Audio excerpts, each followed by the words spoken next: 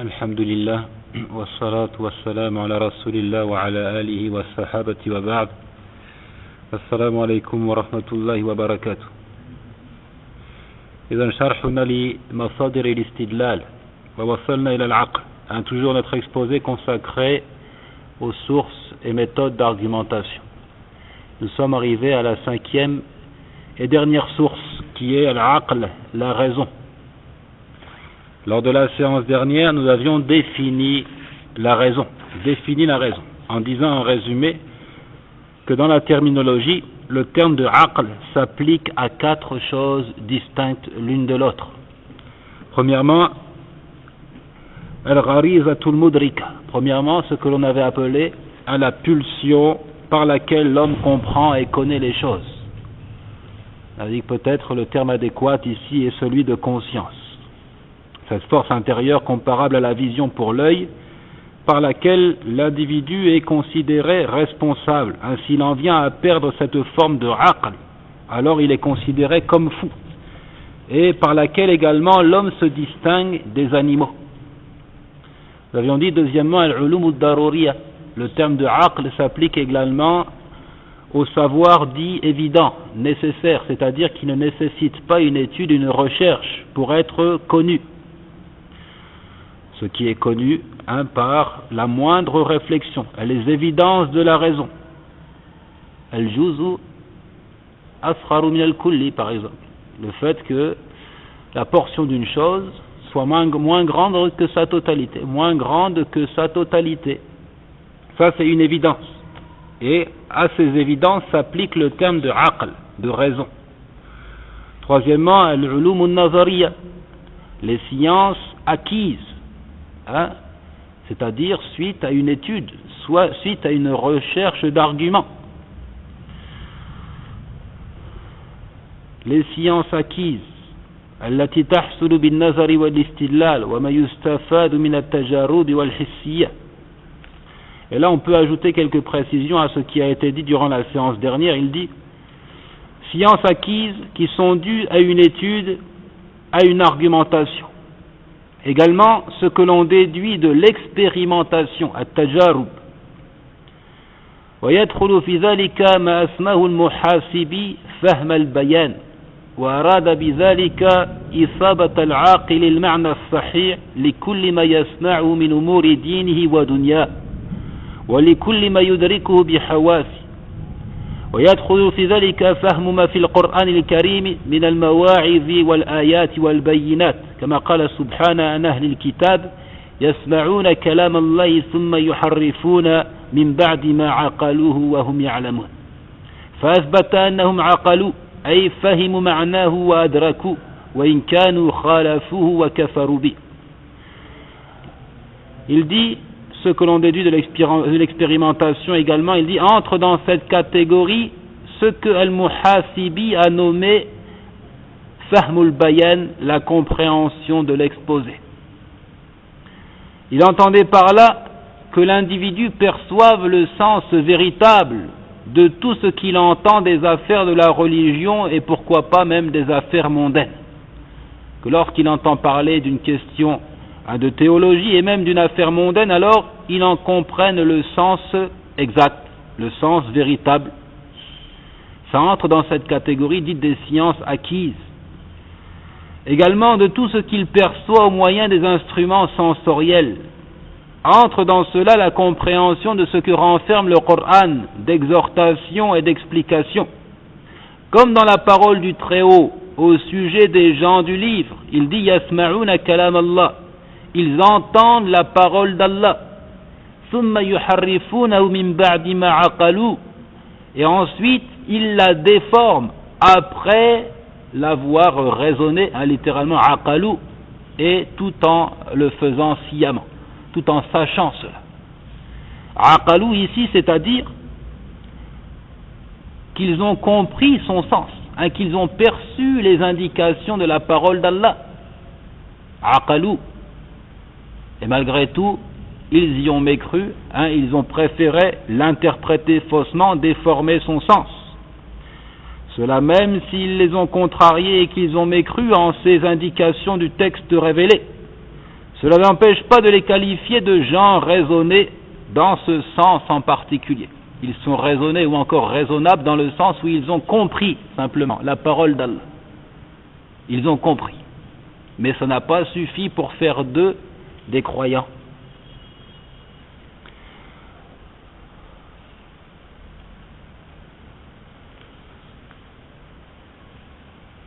وهذا المعنى من معاني العقل هو الذي يسمى فاقده والقاصر فيه غبيا أو جاهلا أو أحمق ولا يسقط التكليف عنه بخلاف المعنى الأول. C'est à propos de ce sens donné à la raison que l'on dira de qui le perd, ou qui n'en possède qu'une portion, on dira que celui-ci est un idiot, que celui-ci est ignorant. Mais cela ne permet pas de le rendre irresponsable.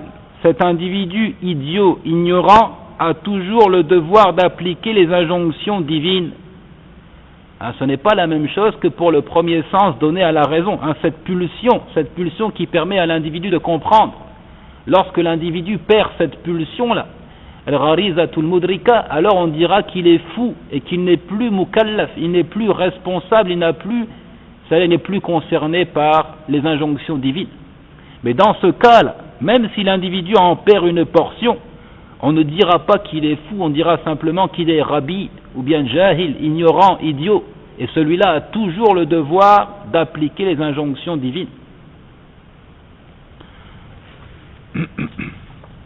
Et enfin, on avait dit, quatrième élément, al-amalu allati takun bi mujib al-ilm, al-amalu bi muqtada al-ilm. Les actions qui résultent du savoir, aux implications du savoir s'applique également le terme de aql, raison. وهذا المعنى هو الذي نفاه الكفار عن أنفسهم بعد دخولهم النار كما أخبر الله تعالى عنهم بقوله وقالوا لو كنا نسمع ونعقل ما كنا في أصحاب السعير وهو المراد في قوله وللدار الآخرة خير للذين يتقون أفلا تعقلون وفي قوله أتأمرون الناس بالبر وتنسون أنفسكم وأنتم تتلون الكتاب أفلا تعقلون. Les actions qui résultent du savoir, c'est ce sens que les infidèles ont nié pour eux-mêmes après leur entrée en enfer, comme le dit le Très-Haut, le verset 10 du chapitre 67, sur la langue des infidèles, ils diront dans le feu de l'enfer, si nous avions écouté ou raisonné, alors nous ne serions pas parmi les gens de la fournaise. Donc, les infidèles reconnaissent qu'ils n'ont pas raisonné. Quel sens donner ici au raisonnement? Le fait d'œuvrer en conséquence du savoir acquis, d'appliquer le savoir. C'est ce sens également qui ressort de la parole du Très-Haut, le verset 32 du chapitre 6. La demeure de l'au-delà sera meilleure pour ceux qui sont pieux. Eh bien, ne raisonnez-vous donc pas? Et sa parole, verset 44 du chapitre 2, commanderez-vous aux gens de faire le bien et vous oubliez vous-même de le faire, alors que vous récitez le livre? Êtes-vous donc dépourvu de raison? Êtes-vous donc dépourvu de raison? C'est ce sens qu'il faut comprendre à travers le terme de raison ici, c'est-à-dire l'action qui résulte du savoir. تختم الآيات فيها بالاستفهام الإنكاري أفلا تعقلون أي العقل الذي ينفع صاحبه ويبعثه على طلب النجاة لنفسه بإيثار الباقي على الفاني والتزام مقتضى ما فهم من خطاب الوعد والوعيد. Ne raisonnez-vous donc pas? On a dans ces versets et beaucoup d'autres encore cette formulation. Ne raisonnez-vous donc pas? À chaque fois, Allah Azza wa Jal conclut le verset par cette interrogation qui a d'ailleurs le sens de la négation. Ne raisonnez-vous donc pas? C'est-à-dire cette raison qui profite à l'individu, qui le motive et le pousse à rechercher le salut pour sa personne, donnant la préférence à l'au-delà sur le bas monde, à ce qui est constant sur ce qui est éphémère, se tenant aux implications pratiques de ce qui est compris du discours d'Allah Azzawajal de promesses et de menaces. Donc la phase pratique des choses n'est véritablement aqil, raisonnable ou raisonné, que celui qui applique les indications du texte, qui œuvre en conséquence. Ça, c'est la quatrième et dernière application du terme de aql. وجاء في تعريف الأسماع للعقل هذا الإطلاق فقال فيما نقله عنه ابن سيد العقل الإمساك عن القبيح وقصر النفس وحبسها على الحسن. C'est d'ailleurs cette définition de aql qui fut transmise de Al-Asma'i, un mort en l'an 213 de l'Hégire, qu'Allah lui soit clément, dans ce que transmet de lui Ibn Sayyidi, qu'il dit: la raison, c'est de se retenir de tout acte détestable et de se contenter de faire le bien. De se retenir de faire un acte méprisable et de se contenter donc de faire le bien. C'est comme cela qu'il définit la raison. Vous voyez qu'il y a une relation directe avec la pratique. وقيل لرجل يصف نصرانية بالعقل مه إنما العاقل من وحد الله وعمل بطاعته. On dit à un homme qui décrivait un chrétien comme étant intelligent et raisonnable, on lui dit: meh, tais-toi, cesse donc. L'homme raisonnable est plutôt celui qui respecte l'unicité d'Allah et qui lui obéit. Voici qui est l'homme raisonnable, qui respecte l'unicité d'Allah et qui obéit aux ordres dictés par Allah Azza wa Jalla. وقال ابن تيمية رحمه الله في كتاب الإيمان ويتحدث عن العقل قال: وكثير من النظار جعله من جنس العلوم فلا بد أن يعتبر أو يعتبر مع ذلك أنه علم يعمل بموجبه فلا يسمى عاقلا إلا من عرف الخير فطلبه والشر فتركه. ولهذا قال أصحاب النار: لو كنا نسمع ونعقل ما كنا في أصحاب السعير. وقال عن المنافقين: تحسبهم جميعا وقلوبهم شتى ذلك بأنهم قوم لا يعقلون. ومن فعل ما يعلم أنه يضره فمثل هذا ما له عقل. Ibn Taymiyyah, qu'Allah lui soit clément, dit de la raison: beaucoup de chercheurs l'ont inscrite à la liste des sciences, al-ulum, mais il faut nécessairement considérer que c'est un savoir que l'on applique. Ibn Taymiyyah fait allusion à la quatrième application du terme de aql. Il faut considérer la phase pratique des choses. Il dit: il faut nécessairement considérer que c'est un savoir que l'on applique et ne peut être nommé raisonnable que celui qui connaît le bien et le recherche et qui connaît le mal et l'évite. Donc ce n'est pas seulement le fait de connaître ce qui est bien ou mal, mais également le fait d'œuvrer en bien et de s'écarter du mal. C'est pourquoi les gens du feu disent, toujours le verset 10 du chapitre 67, si nous avions écouté ou si nous avions raisonné, alors nous ne serions pas parmi les gens de la fournaise. Et des hypocrites, le Très-Haut dit: tu les croirais unis, alors que leurs cœurs sont divisés, c'est qu'ils sont des gens qui ne raisonnent pas. Et celui qui fait une œuvre tout en sachant qu'elle lui porte préjudice, فَهَذَا مَا لَهُ عَقْلٌ, Ibn Taymiyyah conclut, celui-là est dépourvu de raison. Celui qui fait une œuvre tout en sachant pertinemment qu'elle lui porte préjudice, alors celui-là ne peut pas être qualifié d'être raisonné ou raisonnable. والعقل بهذا الإطلاق هو عقل التأييد الذي يكون مع الإيمان وهو عقل الأنبياء والصديقين كما ذكره السيوطي رحمه الله في صان المنطق وعزاه إلى السمعاني في الانتصار لأهل الحديث.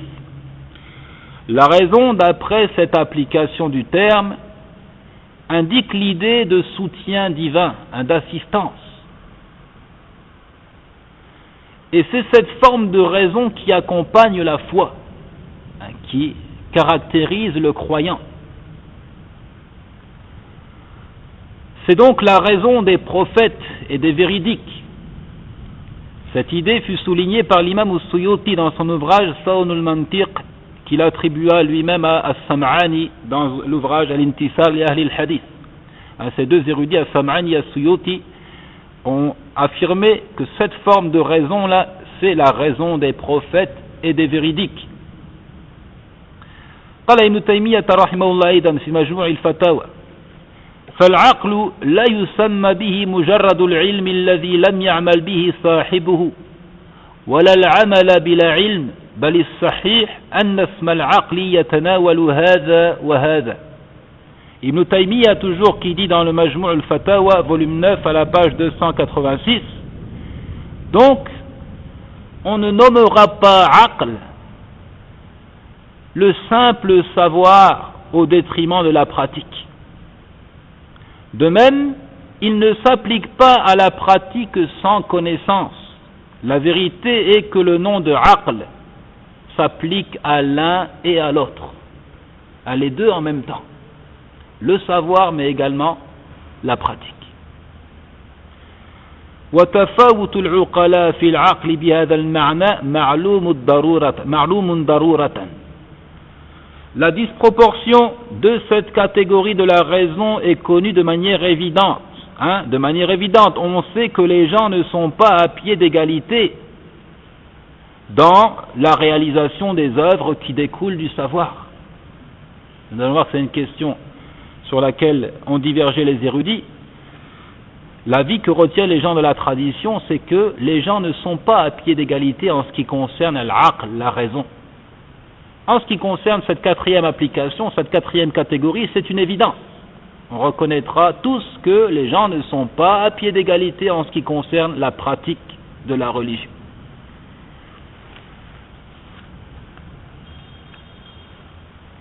Donc nous en avons fini avec la définition. On peut ajouter cet élément: وفي كل معاني العقل لا يوصف بأنه جوهر قائم بنفسه خلافا للفلاسفة والمتكلمين، بل العقل صفة أو عرض، عندما يتكلم بالجوهر والعرض يقوم بالعاقل، وكونه صفة يمنع كونه أول المخلوقات لأن الصفة لا تقوم بنفسها.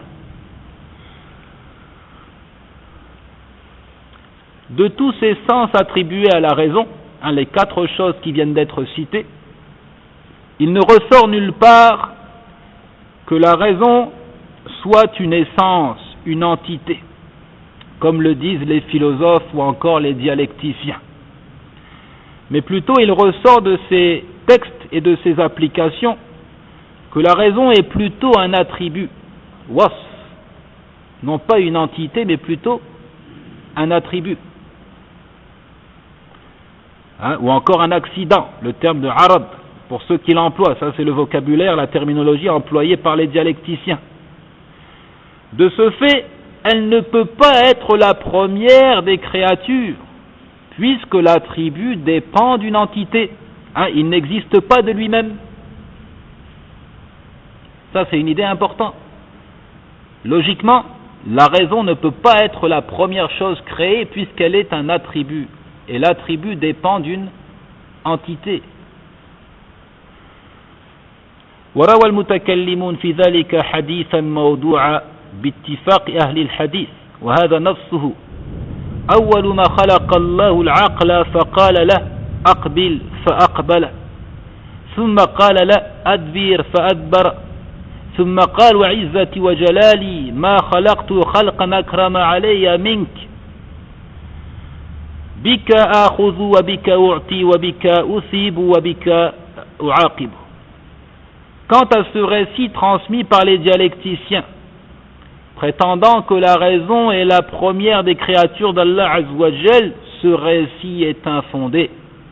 C'est un mensonge, une fabulation, un récit fabriqué de toutes pièces et attribué injustement au prophète alayhi salatu wassalam, selon l'accord unanime des spécialistes de la tradition. Quant au texte, le récit c'est le suivant. On trouve dans ce récit, lorsqu'Allah a créé la raison, plus exactement il dit, awwalu ma khalaqa Allahu al-aql, la première chose qu'Allah a créée c'est la raison. Lorsqu'il créa la raison, il lui dit viens, et elle s'est avancée. Puis il lui dit recule, et elle a fait demi-tour. Puis il dit par ma toute puissance et par ma gloire, je n'ai pas créé plus noble que toi. Par toi je prends et par toi je donne, par toi je récompense et par toi je châtie. Ce récit, encore une fois, est fabriqué de toutes pièces. Le prophète, alayhi salatu wassalam, n'a jamais dit cela. Il n'a jamais dit que la première chose qu'Allah ait créée soit la raison. Donc ça, c'était une manière pour les philosophes et les dialecticiens d'ennoblir la raison, d'en faire le point focal qui devait retenir l'attention. Mais le fait est que la raison est un attribut, elle n'est pas la première chose créée.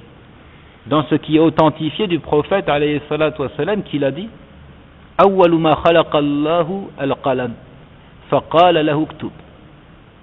La première chose qu'Allah a créée c'est la plume et il lui a dit écris.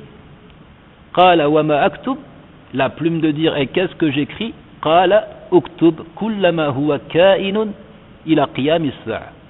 Il lui dit écris tout ce qui doit être, dans une version jusqu'au jour de la résurrection. Et c'est là encore une question de divergence entre les érudits. La première des créatures est-elle le kalam, la plume, ou plutôt al-arsh, le trône? On ne va pas entrer dans les détails. Bref, le fait est que la première créature n'est pas la raison. Al-mas'alatu thaniya at-tafawutu fil aql. Deuxième question à aborder ici après avoir donné la définition de la raison, la question de la disproportion de la raison. At-tafawut. An yakuna an-nasu fi 'uqulihim sawa huwa madhhab al-mu'tazila wa la sha'ira wa wafaqahum ibn Aqil min al-Hanabila wa huwa ma dhahaba ilayhi al-falasifa wa hujjatu al-mutakallimin fi 'adami tafawut al-'aqli wa ikhtilafiha hiya an al-'aqla hujjatun 'amma يرجع إليها الناس عند اختلافهم ولو تفاوت العقل لما حصل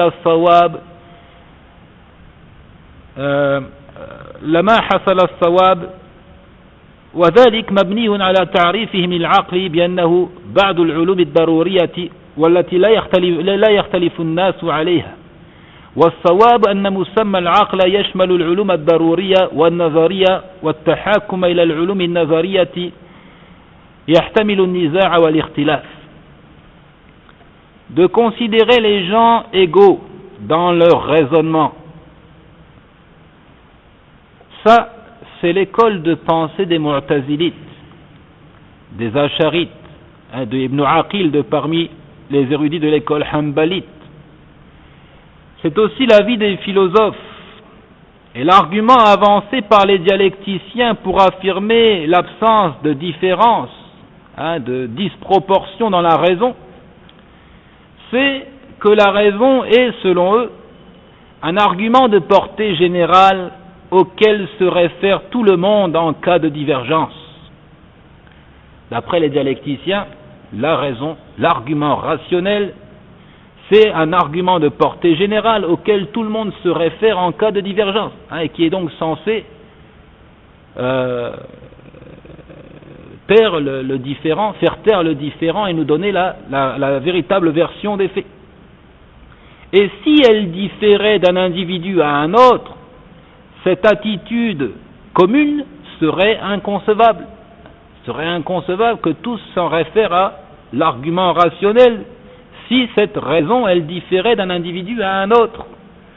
Mais nous disons, cette réflexion est bâtie sur la définition restreinte, incomplète, donnée à la raison par les dialecticiens, à savoir Pour les dialecticiens, la raison, c'est simplement ce qui est connu logiquement et de manière évidente, au sujet duquel il n'y a aucune divergence. Ce que l'on a nommé al-ulum ad-daruriya. Al-ulum ad-daruriya. Le savoir nécessaire, évident. Pour eux, ça s'arrête là. C'est toute la portée du terme aql. Or, nous avons vu qu'il y a d'autres applications du terme aql.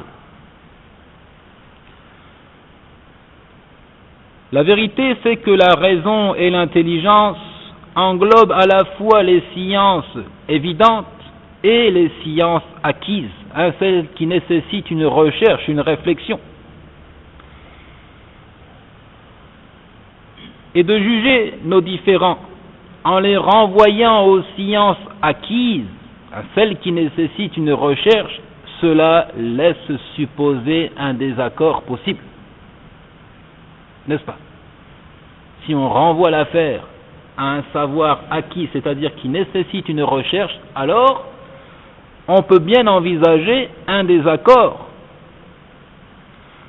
والحق أن يقال إن العقول تتفاوت من شخص إلى شخص بل قد يحصل التفاوت في الشخص الواحد فالإنسان وإن زعم في الأمر أنه أدركه لا يأتي عليه الزمان إلا وقد عقل فيه ما لم يكن عقله.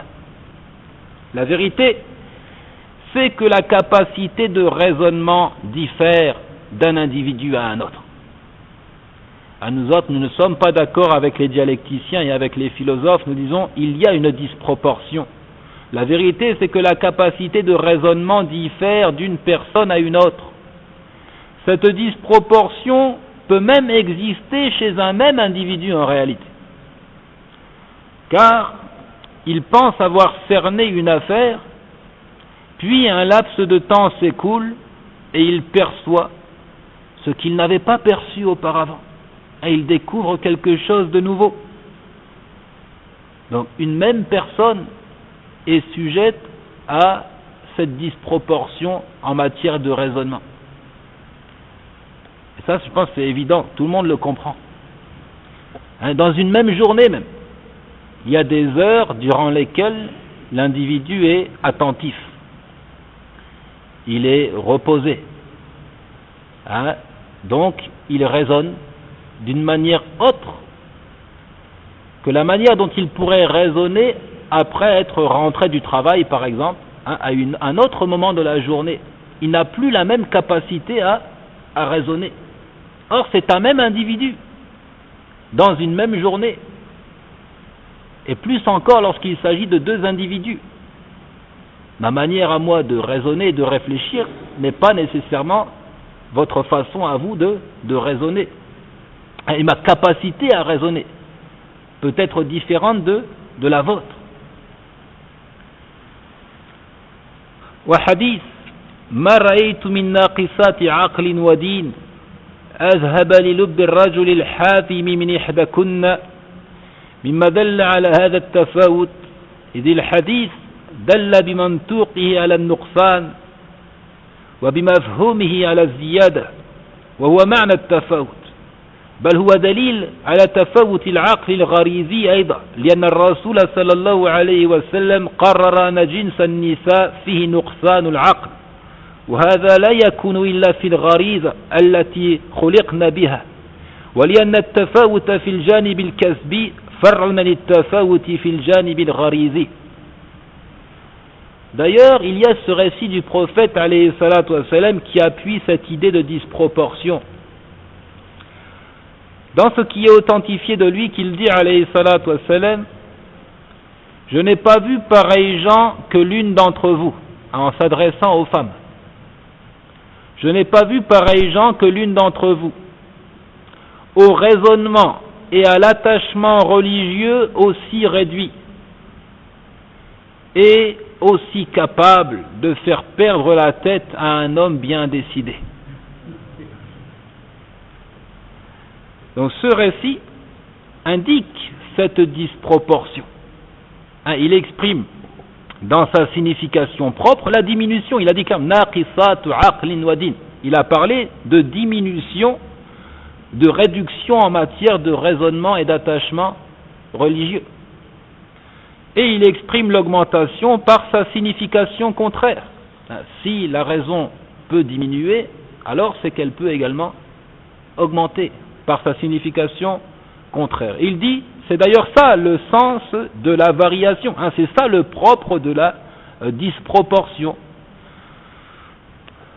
La raison augmente et elle diminue, la raison n'est pas invariable.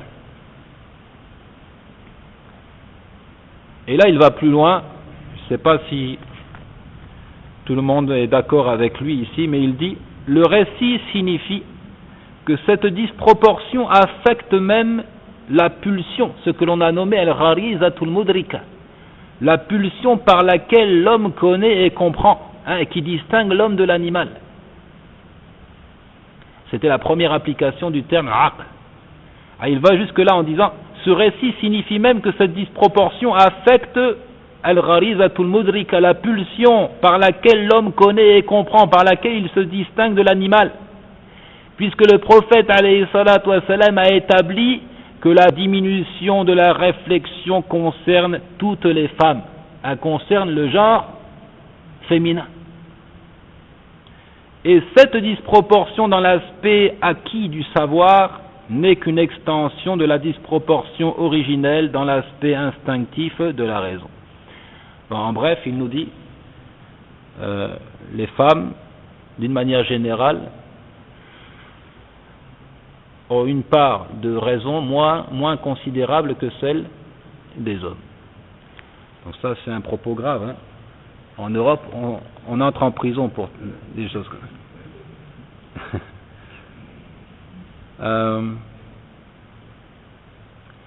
Al-mas'alatu thalitha, la troisième question, makanul aqli fil jism.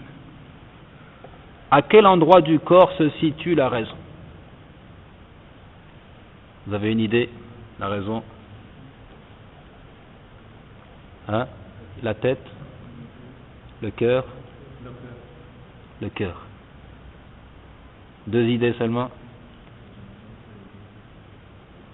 Le voyage entre les deux. C'est bien. Le pied, personne? Non.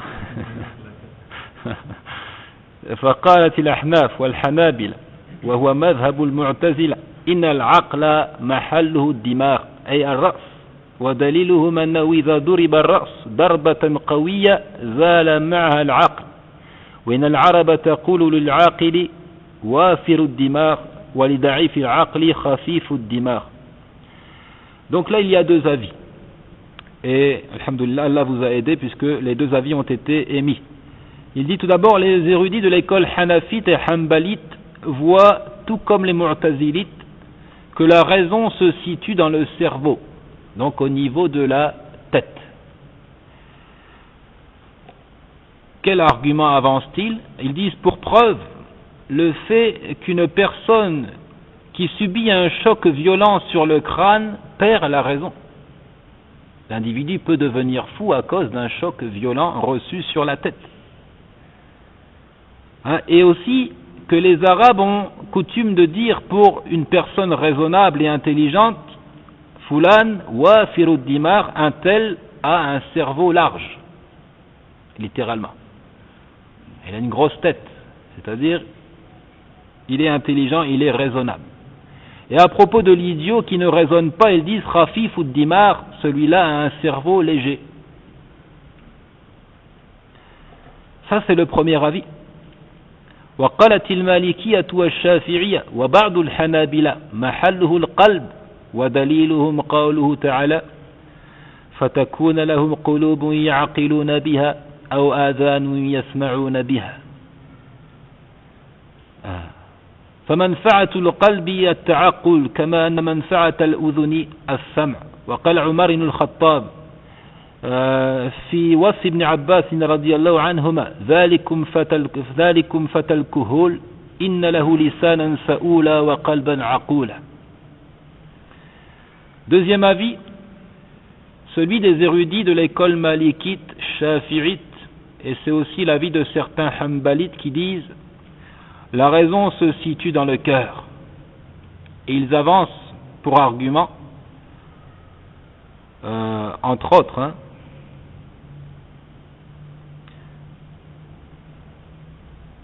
ils avancent le verset qu'ils aient des cœurs pour raisonner et des oreilles pour entendre. Le verset 46 du chapitre 22. Que ne voyage-t-il sur la terre afin d'avoir des cœurs pour raisonner et des oreilles pour entendre? Il ajoute فَإِنَّا لَا تَعْمَى الْأَبْصَارُ وَلَكِنْ تَعْمَى الْقُلُوبُ الَّتِي فِي الصُّدُورِ. Car ce ne sont pas les yeux qui s'aveuglent, mais ce sont les cœurs dans les poitrines qui s'aveuglent. Donc ça c'est un verset explicite. Il a dit clairement des cœurs avec lesquels il raisonne. Également on transmet de Umar ibn al-Khattab qu'il dit dans sa description de Ibn Abbas Al-Fata al-Kahul, cet enfant d'un âge mûr, lahu lisanan sa'ula, il a une langue agitée par beaucoup de questions, il pose beaucoup de questions, wa qalban aqula, et il a un cœur qui comprend, qui raisonne. Wa tahqiq, la vérification, un avis doit-il être retenu, un autre mis de côté? Nous disons أن العقل لا تعلق بهما معا حيث يكون مبدأ الفكر والنظر في الدماغ ومبدأ الإرادة والقصد في القلب والمريد لا يكون مريدا إلا بعد تصور المراد والتصور محله الدماغ ولذا قد يوجد في الناس من فقد عقل الهداية الذي محله القلب واكتسب عقل الفكر والنظر الذي محله الدماغ كما قد توجد ضد هذه الحال. La vérification met en évidence que la raison est en relation avec les deux éléments à la fois. La raison est en relation avec la tête, le cerveau et avec le cœur. Puisque la réflexion, la pensée, prend source dans le cerveau, et quant à l'intention et la volonté, elle a sa souche dans le cœur. Donc le tafkir, la réflexion qui se produit au niveau du cerveau. Wal qasd wal irada, la volonté et l'intention, ça c'est plutôt au niveau du cœur. Celui qui est décidé, qui veut une chose, ne l'est qu'après s'être fait une conception, une image de la chose ainsi désirée. Et cette reproduction, cette imagination, elle se produit dans le cerveau. Vous voyez qu'il y a les deux qui entrent en jeu ici. Il y a tout d'abord une première étape qui est la réflexion, de se faire une idée de la chose, de se faire une image de la chose. Et ensuite, il y a le désir d'acquérir ou d'aller vers cette chose. Donc les deux entrent en jeu, le cerveau et le cœur, et le tout est appelé aql, raison. Il dit, c'est pourquoi on trouve parmi les gens ceux qui ont perdu l'intelligence dite de la guider et qui se situe dans le cœur. Ils ont perdu cette aql, ce raisonnement, cette intention qui se produit au niveau du cœur. Alors qu'ils ont acquis la raison consistant à réfléchir et à observer, et qui se produit, elle, dans le cerveau. Tout comme on peut trouver la situation contraire. Il y a ceux qui n'arrivent pas à bien faire travailler leur cerveau. Mais Allah Azza wa Jalla leur a accordé al-hidayah, la guidée. Ils désirent la vérité avec leur cœur. Donc ils raisonnent dans ce sens. Mais ils ne font pas grand usage de leur cerveau. Ainsi les infidèles, les philosophes, les mathématiciens et autres réfléchissent avec leur cerveau sans que le cœur n'entre en jeu. Sans que le cœur n'entre en jeu. Et c'est pourquoi Allah Azza wa Jal a nié pour eux la raison. Il a nié pour eux la raison dans le sens où ils ne font pas entrer en jeu le cœur. أم تحسب أن أكثرهم يسمعون أو يعقلون إنهم إلا كالأنعام بل هم أضل سبيلا. Il dit clairement, ou bien penses-tu que la plupart d'entre eux entendent ou raisonnent? Ils ne sont que comme des bestiaux ou plus égarés encore du sentier. Ici, Allah Azza wa Jal nie le fait que les infidèles raisonnent. Or, nous savons qu'ils sont, pour beaucoup en tout cas, intelligents, dans le sens où ils font travailler leur cerveau. Ils font des découvertes sur le plan scientifique et autres. Ils font des recherches. Mais, malgré tout, ils ne raisonnent pas parce qu'ils n'ont pas fait entrer en jeu le cœur. Allah Azza wa Jal, ils ne sont que comme des bestiaux. Il les compare à des bestiaux, bal, ou plus encore, plus égarés encore du sentier, un pire que les bestiaux. Parce que les bestiaux, malgré tout, les bestiaux suivent la voie qui leur a été tracée par Allah Azza wa Jal. Les bestiaux ne sont pas rebelles. Les bestiaux sont soumis à l'ordre universel d'Allah Azza wa Jal.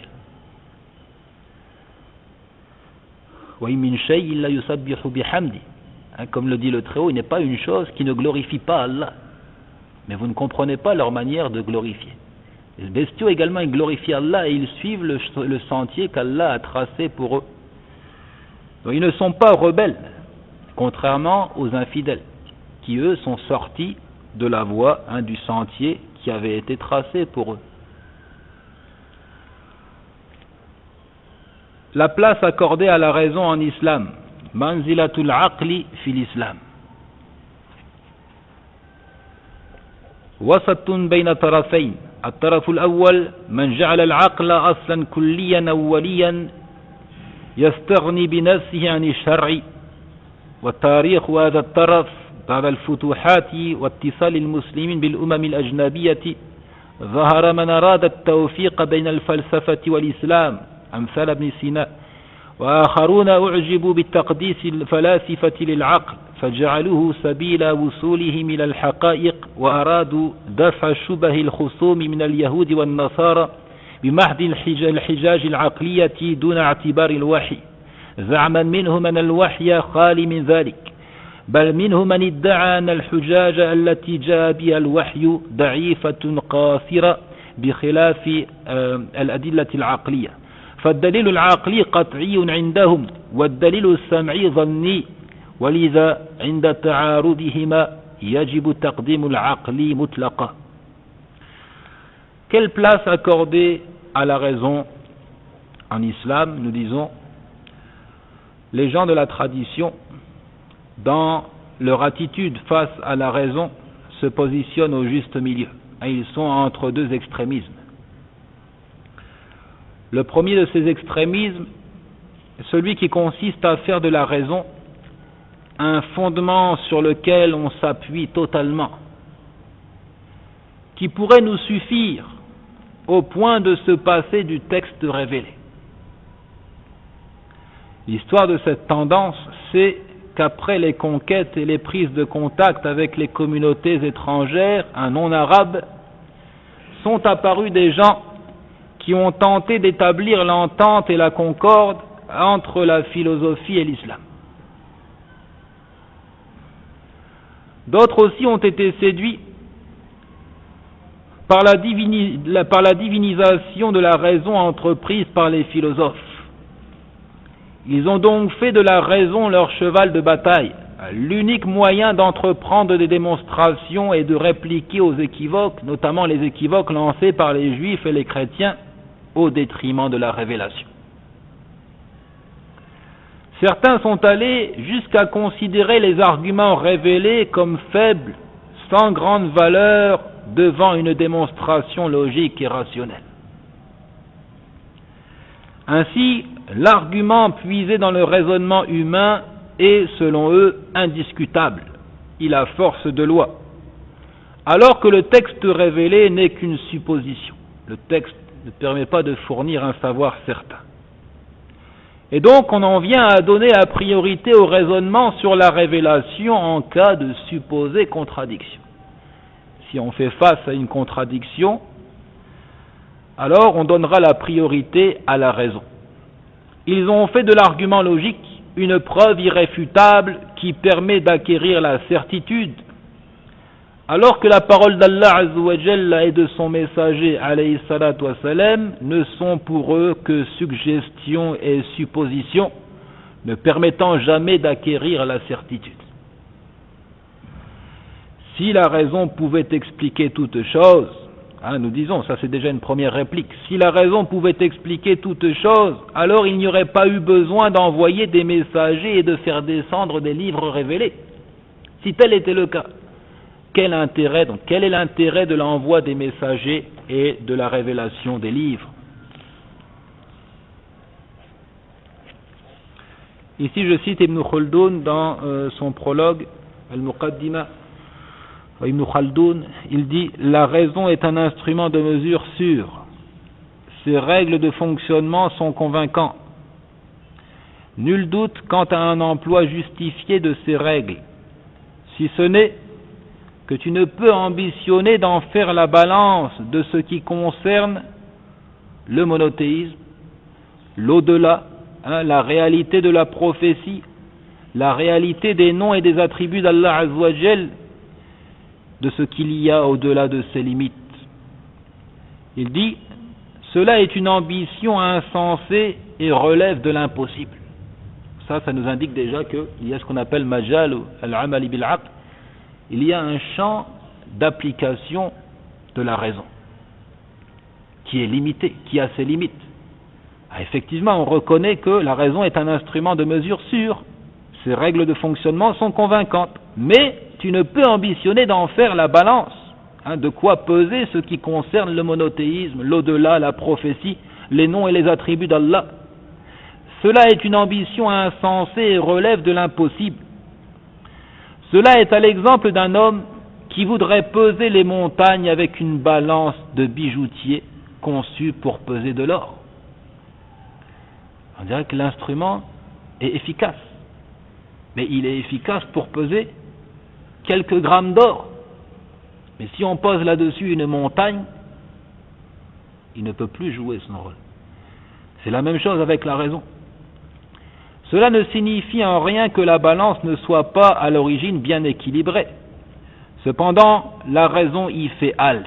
Elle ne peut dépasser ses limites jusqu'à prétendre cerner Allah Azza wa Jal et ses attributs, car elle n'est qu'une poussière parmi les poussières insignifiantes qu'il a créées. Des propos intéressants ici de Ibn Khaldun dans son Muqaddimah.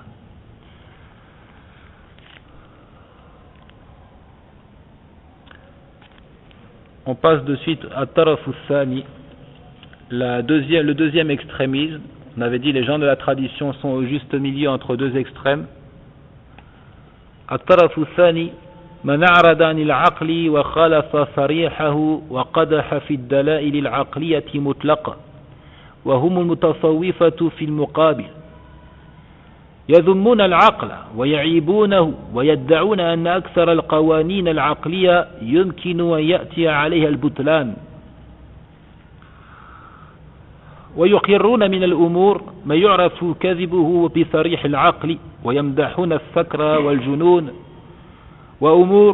وأمور من المعارف والأحوال لا تكون إلا مع زوال العقل والتمييز ويرون أن الأحوال العليا والمقامات الرفيعة لا تحصل إلا مع عدم العقل. À l'opposé donc des dialecticiens, des philosophes, de ceux qui divinisent la raison, il y a cette attitude consistant à s'écarter de la raison et même à contrarier les acceptations les plus élémentaires de la raison. Et ça, c'est ce qui caractérise certains mystiques soufis, certains extrémistes soufis. Ils critiquent et trouvent des défauts à la raison. Ils prétendent que toutes les règles de la logique sont discutables. Dans le même temps, nous constatons qu'ils acceptent ce qui apparaît clairement comme étant un mensonge, pour qui raisonne. Ils respectent et estiment la folie. Ils louangent l'ivresse. Et ça, effectivement, ça ressort à travers l'attitude de certaines sectes mystiques encourageant à la consommation notamment des stupéfiants. Pour eux, il est question d'atteindre un certain niveau un certain niveau d'ivresse pour percevoir certaines réalités. Donc ils encouragent à la consommation des stupéfiants. Ils voient que les degrés élevés de la foi et de la connaissance ne peuvent être atteints que par l'absence de raisonnement et de discernement. Certains respectent grandement la folie. Ils voient à travers le fou le wali. Ils voient à travers le fou l'allié et le rapproché d'Allah Azza wa Jalla. Donc le mysticisme, c'est l'opposé du rationalisme. À l'opposé du rationalisme, le mysticisme.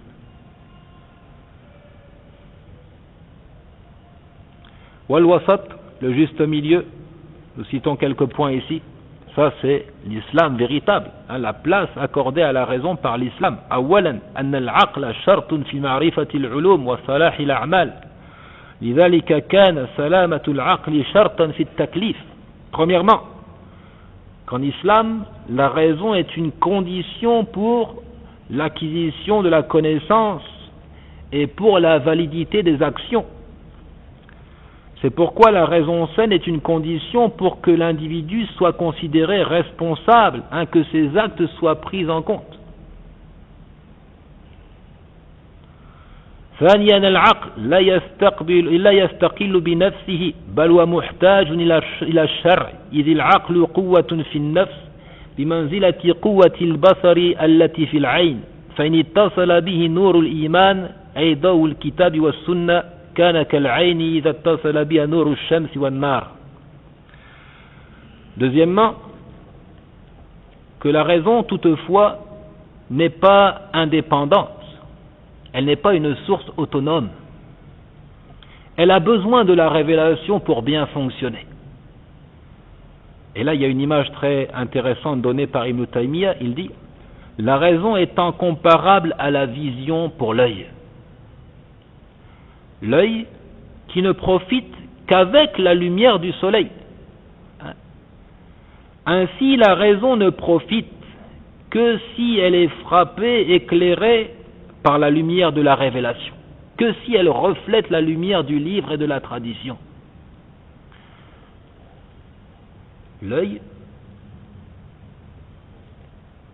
il nous permet de voir, mais quand il nous permet de voir? Dans la journée. La nuit, si la lumière est éteinte, alors on ne voit rien, et pourtant l'œil est toujours là. De même la raison. La raison, elle est efficace lorsqu'elle est éclairée et qu'elle reflète la lumière du livre et de la tradition. Si on se prive de cette lumière-là, alors la raison ne sert plus à rien. ثالثا خص الله تعالى أصحاب العقول بالمعرفة التامة لمقاصد العبادة وحكم التشريع قال بعد ذكر أحكام الحج واتقون يا أولي الألباب وقال عقب ذكر أحكام القصاص ولكم في القصاص حياة يا أولي الألباب. Troisièmement, Allah Azza wa Jal a réservé aux gens raisonnables la connaissance profonde des objectifs de l'adoration. Seuls les gens raisonnables perçoivent les sagesses, les desseins qu'il y a dans les prescriptions divines. Il dit, après avoir rappelé les règles du pèlerinage, et craignez-moi, vous qui êtes dotés de l'intelligence. Ya ulil albab. Il dit, après avoir mentionné la règle du talion, il y a pour vous la vie dans l'application des peines, ô vous qui êtes dotés de la raison. Seuls ceux qui raisonnent tirent profit de ces enseignements et peuvent les comprendre pleinement. وقصر تعالى الانتفاع بالذكر والموعظة على أصحاب العقول قال وما يذكر إلا أولو الألباب وقال سبحانه ولقد تركنا منها آية بينة لقوم يعقلون. Quatrièmement, qu'Allah a restreint les bénéfices du rappel et de l'exhortation à ceux qui raisonnent. Seuls ceux qui raisonnent tirent profit des exhortations d'Allah Azza wa Jal. Il dit, seuls ceux qui raisonnent se souviennent. Il dit, et nous y avons laissé un signe évident pour un peuple qui raisonne. Cinquièmement, ذم الله تعالى المقلدين لآبائهم وذلك حين ألغوا عقولهم وإذا قيل لهم اتبعوا ما أنزل الله قالوا بل نتبع ما ألفينا عليه آباءنا أولو كان آباؤهم لا يعقلون شيئا ولا يهتدون. Cinquièmement, Allah n'a blâmé la suivi aveugle des ancêtres qu'à cause de cette attitude consistant à ne plus réfléchir, à ne plus raisonner. Il dit, et si on leur dit, suivez ce qu'Allah a fait descendre, ils disent, mais nous suivons plutôt ce sur quoi nous avons trouvé nos pères. Quoi? Cela même si leurs pères ne raisonnaient rien et n'étaient pas bien guidés. Allah reproche cette attitude, cette suivi aveugle, parce que cette suivi aveugle revient à faire abstraction de la raison, à ne plus réfléchir. Donc Allah nous encourage à faire bon usage de la raison. Sixièmement, حرم الله الاعتداء على العقل حرم على المسلم كل ما يخامر العقل بحيث يعطله عن إدراك منافعه فمثلا حرم على المسلم شرب الخمر وكل ما يفسد العقل. Sixièmement, l'islam a interdit tout ce qui ombrage la raison et qui freine la réflexion. Tout ce qui pourrait l'empêcher de discerner ce qui lui profite, faire la distinction entre ce qui est profitable et ce qui porte préjudice. C'est pourquoi il est interdit de boire des boissons enivrantes, il est interdit de se droguer, etc., etc. C'est dans ce but-là, simplement, de ne pas porter atteinte à l'instrument de la raison. Donc l'islam honore et estime la raison. Il n'est pas question de l'abîmer. Il faut la préserver intacte. Ya ayyuhalladhina amanu innama al-khamru wal-maysir wal-ansab wal-azlam rijsun min 'amali ash-shaytani fajtanibuhu la'allakum tuflihun. Le Très-Haut dit clairement, ô vous qui avez cru, le vin, les jeux de hasard, les idoles et les flèches de divination sont une impureté, œuvre du diable, écartez-vous-en donc, peut-être connaîtrez-vous la félicité. وجعل الإسلام الدية كاملة في الاعتداء على العقل. قال عبد الله بن الإمام أحمد سمعت أبي يقول في العقل دية يعني إذا ضرب فذهب عقله. قال ابن قدامة رحمه الله لا نعلم في ذلك خلافا. D'ailleurs, l'islam a fait payer une réparation totale, coïncident au prix à payer en cas de meurtre pour le tort causé à la raison. Abdullah, le fils de l'imam Ahmed, dit, j'ai entendu mon père dire, le prix du sang est à verser pour la raison.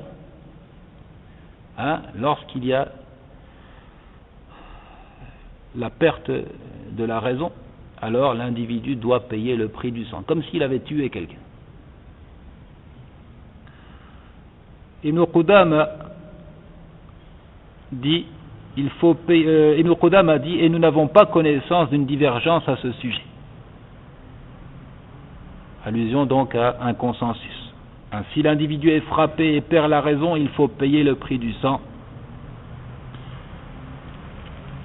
Septièmement, شدد الإسلام في النهي عن تعاطي ما تنكره العقول وتنفر منه كالتطير والتشاؤم واعتقاد التأثير في العدوى والأنواع وكذا حرم إتيان الكهان وغيرهم. Septièmement, l'islam a fermement interdit de s'adonner à tout ce qui est contraire au bon sens, contraire à la raison, de superstition, de présage, d'augure, d'astrologie, le fait de questionner les devins, le fait de questionner les sorciers, etc. Ça, c'est strictement interdit, parce que c'est contraire au bon sens. Huitièmement et dernièrement, أن الشرع دل على الأدلة العقلية وبينها ونبه عليها ذلك كالأمثال المضروبة ولقد ضربنا للناس في هذا القرآن من كل مثل وهذه الأمثلة ما هي إلا الأقيسة العقلية. Huitièmement, que la loi révélée indique les arguments rationnels.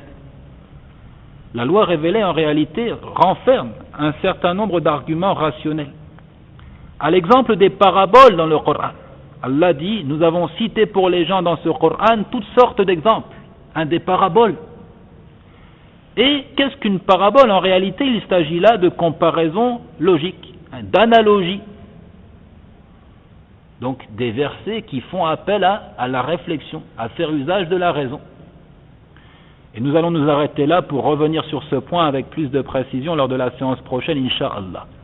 Voir de quelle manière le Coran renferme les arguments rationnels. De quelle manière il nous invite à raisonner. هذا والله تعالى أعلم وصلى الله وسلم على نبينا وعلى آله ومن والاه والحمد لله.